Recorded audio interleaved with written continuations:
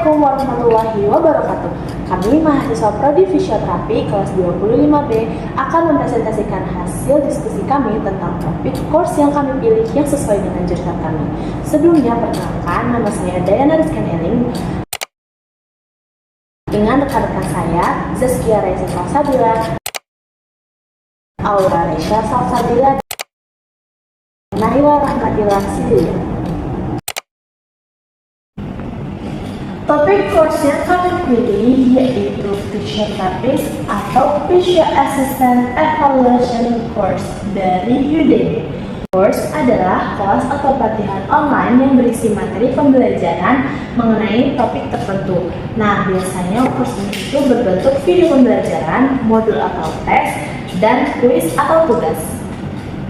Tentunya, pengalaman course yang kami pilih. Nah, alasan kami memilih course ini yaitu karena yang pertama relevan dengan jurusan fisioterapi, lalu dapat memberikan data tentang evaluasi pasien secara komprehensif, mulai dari assessment, komunikasi terapeutik, hingga perencanaan treatment.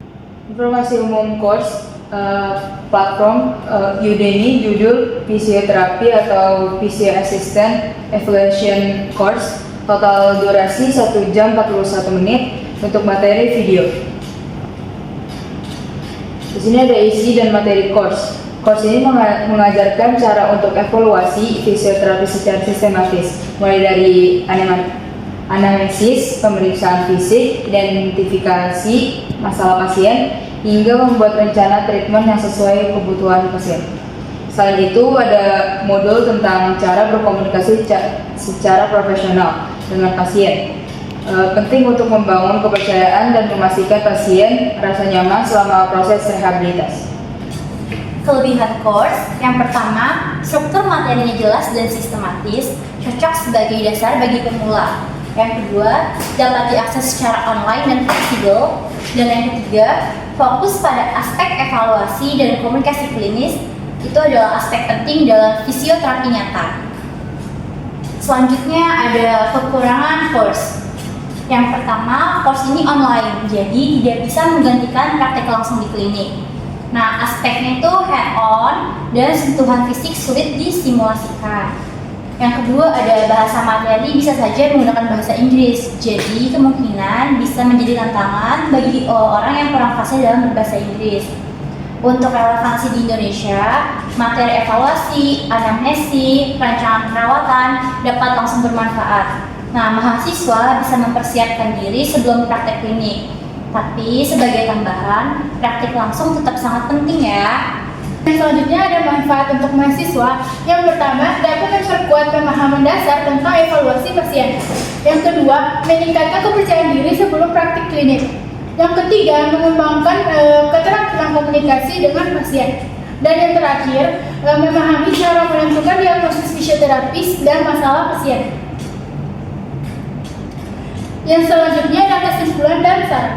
Kesimpulannya, course ini sangat berguna sebagai pelengkap teori dan membantu memperkuat dasar evaluasi dan komunikasi klinis. Tetapi tidak bisa menggantikan pengalaman praktik secara langsung. Sarannya, mahasiswa fisioterapis bisa menggabungkan course online seperti ini dengan praktik di kampus atau di klinik agar pengetahuan dan keterampilan berkembang secara seimbang. Nah, kami merekomendasikan course ini untuk teman-teman yang ingin memperdalam evaluasi dan treatment planning sebelum terjun ke praktik klinik nyata. Yang selanjutnya ada review kelompok. Yang pertama, dapat memahami langkah-langkah evaluasi pasien secara sistematis.